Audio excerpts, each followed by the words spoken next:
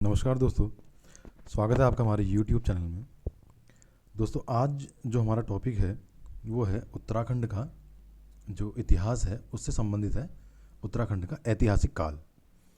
तो उत्तराखंड का जो ऐतिहासिक काल है इसको भी जो है 3 भागों में बांटा गया है: प्राचीन काल, मध्यकाल और आधुनिक काल। प्राचीन काल में हम जो है इसमें दो जो मुख्य राजवंश हैं, एक कुड़िंद और दूसरा कार्तिकेयपुर, इसका अध्ययन करेंगे। और क्योंकि ज़्यादातर जो प्रश्न हैं वो इसी से आते हैं, कुड़िंद और कार्तिकेयपुर राजवंश से प्राचीन काल में। मध्यकाल में पढ़ेंगे कुमाऊँ का चंद राजवंश और गढ़वाल का परमार या पवार राजवंश। और आधुनिक काल में हम पढ़ेंगे गोरखा शासन, टिहरी रियासत, ब्रिटिश काल। और ब्रिटिश काल में जो है इसमें स्वतंत्रता आंदोलन भी इसका एक पार्ट होगा।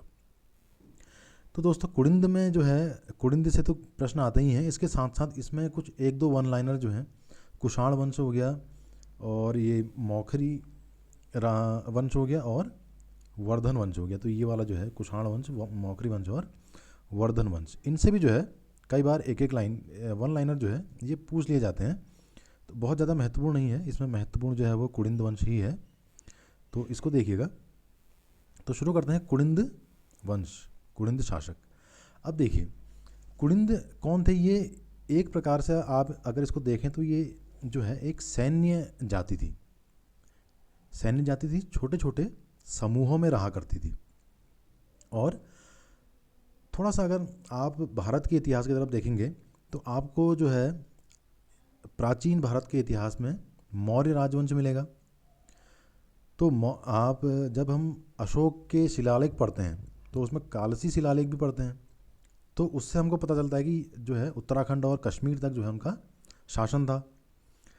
तो जो कुड़िंद जाति है ये भी जो है मौर्यों के अधीन ही यहाँ पर थी।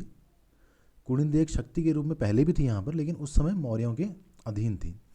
लेकिन जैसे जैसे जो है मौर्य साम्राज्य का पतन हुआ तो इन्होंने जो है अपने आप को एक शक्ति के रूप में स्थापित किया। तो इसमें से प्रश्न भी पूछा जाता है कि उत्तराखंड पर शासन करने वाली प्रथम राजनीतिक शक्ति कौन थी। तो इस पे आप उत्तर लिखेंगे इसका कुड़िंद, प्रथम राजनीतिक शक्ति कुड़िंद लिखेंगे। ठीक। इसके बाद जो है अब क्या हुआ, जब मौर्य साम्राज्य का पतन हुआ तो ये धीरे धीरे जो है ये जो है हिमालय के जो हमारे शिवालिक वाला भाग था और हमारा जो मैदानी क्षेत्र था, मध्य हिमालयी भाग था, इसमें जो है इन्होंने अपना शासन जो है शुरू किया। और इनका शासन जो माना जाता है, जब ये पीक टाइम पे था वो था 300 ईसा पूर्व से 200 ईसा पूर्व के आसपास इनका समय माना जाता है। तो उस समय जो है एक प्रश्न इससे यह भी पूछ लिया जाता है कि कुड़िंद जाति का सबसे प्रतापी शासक कौन था। तो कुड़िंद जाति के जो हैं सबसे प्रतापी शासक थे अमोघ भूति। इन्हीं के नेतृत्व में ये जो है संगठित हुए और इन्होंने जो है उत्तराखंड के मध्य हिमालयी, शिवालिक और मैदानी क्षेत्रों में जो है अपना आधिपत्य जमा लिया। यहाँ तक कि जो है इनका शासन जो है इधर सतलज नदी तक इनका जो है कुड़िंदों का यहाँ शासन था। तो कुड़िंद जाति का सबसे प्रतापी शासक माना जाता है किसको? अमोघ भूति को। अमोघ भूति जो है कुड़िंद वंश के सबसे प्रतापी शासक माने जाते हैं। अब देखिए, आपने देखा होगा कि इतिहास में जो जो शक्तिशाली शासक रहे हैं उन्होंने जो है अपने अपने नाम के क्या चलाए हैं, सिक्के चलाए, मुद्राएं चलाई। तो अमोघ भूति के द्वारा भी जो है अमोघ भूति मुद्राएं चलाई गई थी। ठीक है। इससे पता चलता है कि ये जो है कुड़िंदों के सबसे शक्तिशाली शासक थे। ठीक है। तो थोड़ा सा इनकी मुद्रा के बारे में भी देख लेते हैं, क्योंकि कुड़िंद जाति का जो सर्वाधिक जो मतलब प्रमाण मिलता है इनकी उपस्थिति का, वो इनकी मुद्राओं से ही मिलता है। तो 3 प्रकार की मुद्राएं हैं: अमोघ भूति मुद्राएं, छत्रेश्वर मुद्राएं और अल्मोड़ा मुद्राएं।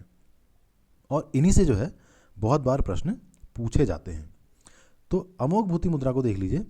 अब इसमें क्या है, अमोघ भूति द्वारा चलाए गए थे, ये तो आपको पता ही चल गया है। ठीक है। अच्छा, ये जो है 2 प्रकार के थे। कौन कौन से थे? 2 प्रकार के कौन कौन से थे? एक थे आपके ये चांदी के और एक तांबे के, चांदी और तांबे। ठीक है ना। 2 प्रकार के सिक्के थे जिनमें देवी तथा मृग का अंकन मिलता है, ठीक है ना। देवी और मृग का इसमें जो है अंकन मिलता है, ठीक है। अब जो है इसमें देखिए, इसमें प्राकृत भाषा में भी जो है इन्होंने अपना नाम इसमें जो है अंकित करवाया है। तो ये जो है किस प्रकार से लिखा गया है, ये लिखा गया है राज्ञः कुडिंदस अमोघ भूतिस महाराजस। ये इसमें जो है प्राकृत भाषा में अंकित है, राज्ञः कुडिंदस अमोघ भूति महाराजस, ये जो है इसमें अंकित है अमोघ भूति मुद्राओं में। अब देखिए दूसरे प्रकार की मुद्रा देखिए, चत्रेश्वर प्रकार, चत्रेश्वर प्रकार की मुद्राएं।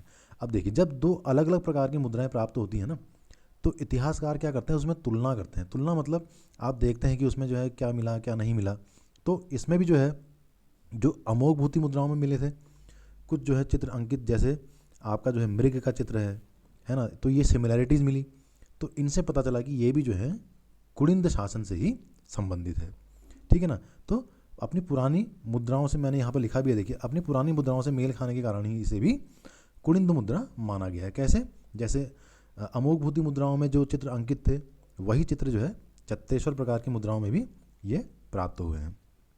इसके अतिरिक्त इसमें जो है इन मुद्राओं में जो है एक पुरुष की आकृति भी मिली है, पुरुष की आकृति, ठीक है ना, जिसमें जो है क्या है, इसके दाएं हाथ पर क्या मिला है, दाएं हाथ पर इसमें जो है परशु त्रिशूल मिला है, और बाएं हाथ पर जो है व्याघ्र चर्म जैसा कुछ कपड़ा दिखता है। व्याघ्र चर्म मतलब बाघ की खाल से बना हुआ, ठीक है ना। और इसके अतिरिक्त जो पुरुष आकृति है उसकी जटाएं भी बनी है। तो इससे पता चलता है कि जो यह मुद्राएं हैं ये संभवतः इनके जो हैं, जो ये चत्रेश्वर या छत्रेश्वर हैं, ये इनके जो हैं अधिष्ठाता देव रहे होंगे, है ना, इनकी पूजा पाठ करते होंगे। तो उन्हीं के जो है उन्हीं का चित्र भी जो है मुद्राओं में अंकित किया गया है। और कई विद्वानों ने, अब देखो आप देखेंगे ना, हाथ में क्या है, त्रिशूल है, बाएं हाथ पर व्याघ्र चर्म है, मतलब बाघ वाला जो छाल जो भगवान शिव अपना बिछौना इस्तेमाल करते हैं, है ना। तो इस आधार पर विद्वानों ने क्या माना है कि ये जो मुद्राएं हैं ये जो है शिव के रूप में, या इन्होंने जो है अपने आराध्य को जो है ये समर्पित की गई होंगी, या उन्हीं के आधार पर जो है ये मुद्राएं बनाई गई होंगी। अगली जो मुद्रा है वो है अल्मोड़ा प्रकार की मुद्राएं। अब देखिए अल्मोड़ा प्रकार की जो मुद्राएं हैं, ये एग्जाम में भी बहुत बार पूछा गया है, अल्मोड़ा प्रकार की मुद्राएं कहाँ से प्राप्त हुई हैं, या ये किस वंश से संबंधित हैं, किस जाति से संबंधित है। तो इसमें आप देखेंगे कुल कितनी मुद्राएं मिली हैं, 58 मुद्राएं मिली हैं, ठीक है। 58 मुद्राओं में सर्वाधिक जो 54 मुद्राएं हैं वो कहाँ से मिली हैं, कत्यूर घाटी से, ठीक है ना। टोटल 58 मुद्राएं मिली हैं, उसमें से सर्वाधिक मुद्राएं मिली हैं कत्यूर घाटी से। अब देखिए इसमें जो है 8 कुडिंद शासकों के नाम वर्णित है। कौन कौन है, शिवदत्त, हरदत्त, शिवपालित, शिवरक्षित, गौमित्र, विजयभूति, मगभतस और आसेक। तो ये कई बार पूछा भी गया है एग्जाम में कि जो है किन किन शासकों के नाम इसमें जो है उल्लिखित हैं। तो इसको देखिएगा, ये शासकों के नाम पूछे भी जाते हैं, और अल्मोड़ा मुद्राओं से तो अक्सर जो है परीक्षाओं में प्रश्न पूछे गए हैं। अब देखिए ये जो है कुडिंदों का इतिहास जो है, इसमें क्या है, कुछ इनके सिक्कों के बारे में पूछ लेता है, वो हमने आपको बता दिया। और कई बार जो है ये प्रश्न पूछ लेता है कि इनका सबसे प्रतापी शासक कौन था, या अमोघ भूति जो है किस जाति या किस वंश से संबंधित है, ये पूछ लेता है। तो इतने से आपका जो है ये एग्जाम में हो जाएगा। अब देखिए कुडिंदों के बाद का इतिहास क्या रहा है, कुडिंदों के बाद का इतिहास क्या रहा, यहाँ जो है जब, क्योंकि सर्वाधिक प्रतापी शासक कौन था, अमोघ भूति था, तो जब उसकी मृत्यु हुई तो धीरे धीरे जो है इनके साम्राज्य का पतन होना शुरू हो गया। और फिर क्या हुआ, सबसे पहले जो है किन्होंने अपना आधिपत्य किया, शकों के द्वारा। शकों ने जो है इनका क्या किया, इनसे तराई का भाग जो है छीन लिया। कहीं ना कहीं अमोघ भूति की मृत्यु के बाद इनकी शक्ति कमज़ोर पड़ी और शकों ने जो है तराई का भाग इनसे छीन लिया। अब देखिए इसके प्रमाण कहाँ मिलते हैं, कुमाऊँ में क्या है, शक संवत का चलन है, तो ये प्रमाण मिलता है कि यहाँ शकों ने अपना आधिपत्य जमाया होगा। इसके अतिरिक्त सूर्य मंदिर है ना, सूर्य मंदिर है आपका जो है अल्मोड़ा के कटारमल में भी जो है ये सूर्य मंदिर स्थित है। तो इससे भी जो है प्रमाण मिलता है कि यहाँ जो है शकों का शासन रहा होगा। अब देखिए शकों के बाद क्या हुआ, फिर इनकी शक्ति क्षीण हुई तो कुषाणों ने जो है मैदानी भाग पर ये जो है अधिकार कर लिया, है ना। मैदानी भाग पर अधिकार किया और जो है जो इनके जो कुषाणों के यहाँ होने के साक्ष्य मिलते हैं वो मिलते हैं ऋषिकेश से, काशीपुर से, कोटद्वार से। यहाँ से जो है कुषाणकालीन मुद्राएं और कुषाणकालीन अवशेष प्राप्त हुए हैं। तो इनसे हमें पता चलता है कि यहाँ जो है शकों के बाद कुषाणों का भी शासन रहा होगा। अच्छा, जो ये ऋषिकेश है, काशीपुर है, कोटद्वार है, कई बार इनके जो है पुराने नाम भी पूछ लेता है। तो ऋषिकेश का पुराना नाम क्या है आप सभी को पता होगा, वीरभद्र है। काशीपुर का क्या है, गोविशाण है। और कोटद्वार का क्या है, मोरध्वज है। तो इस बारे में ये पूछ लेता है। अब देखिए, शकों के बाद कौन आए, कुषाण आए। कुषाणों की भी शक्ति क्षीण हुई तो यौधेय शासकों का जो है यहाँ पर तराई के क्षेत्र में इनका अधिकार हो गया। और जो ये यौधेय शासक हैं इनकी जो है इनसे संबंधित मुद्राएं कहाँ से मिलती हैं आपके, जौनसार बाबर क्षेत्र से और गढ़वाल के कालो डांडा क्षेत्र से इनसे संबंधित मुद्राएं मिलती हैं। इसके बाद क्या हुआ, यौधेय शासकों के बाद कुछ यहाँ पर जो है नागवंश और कन्नौज के ये जो मौखरी वंश था इसका शासन रहा कुछ समय के लिए। नागवंश का शासन रहा है। तो आप देखेंगे कि ये नाग देवता के मंदिर हैं, है ना। ये आपका जो है बेरी नाग वगैरह जो हमने इससे पहले वाले वीडियो में पढ़ा था, है ना। तो वो सब जो है नागवंश से ही संबंधित है। अब देखिए, जो मौखरी वंश का शासक था, कन्नौज के मौखरी वंश का जो अंतिम शासक था ग्रहवर्मा, उसकी मृत्यु हो गई। तो उसके बाद जो है फिर जो ग्रहवर्मा का बहनोई था, कौन था ग्रहवर्मा का बहनोई, जो वर्धन वंश का आपका जो है ये हर्षवर्धन है, ठीक है ना, ये इसका बहनोई था। तो यहाँ का राज्य जो है फिर हर्षवर्धन के अधीन आ गया, ठीक है ना। और आप सभी को पता है कि हर्ष के शासन में क्या था, यहाँ जो है बौद्ध धर्म का प्रचार प्रसार हुआ, ठीक है ना। और हर्ष के काल में ही उत्तराखंड में कौन आया, चीनी यात्री हुएनसांग। हुएनसांग यहाँ आया और इसने जो है यहाँ जो है राज्य का भ्रमण किया, पूरे राज्य का। और इसने अपने जो इसके जो ग्रंथ हैं उसमें, अपने जो ग्रंथ हैं इसके उसमें क्या बताया, यहाँ के शब्द जो यहाँ के लिए इसने शब्द का इस्तेमाल किया वो क्या था, पोली हीमो पूलो। ये है पोली हीमो पूलो। इन शब्दों का इसने जो है यहाँ इस राज्य के लिए वर्णन किया है। और इसको जो है ब्रह्मपुर कहा गया है, ठीक है ना। और बाद में जो है अलेक्जेंडर कनिंघम के द्वारा ही जो है ब्रह्मपुर क्षेत्र की पहचान आधुनिक गढ़वाल और कुमाऊं के संपूर्ण भूभाग के रूप में की गई।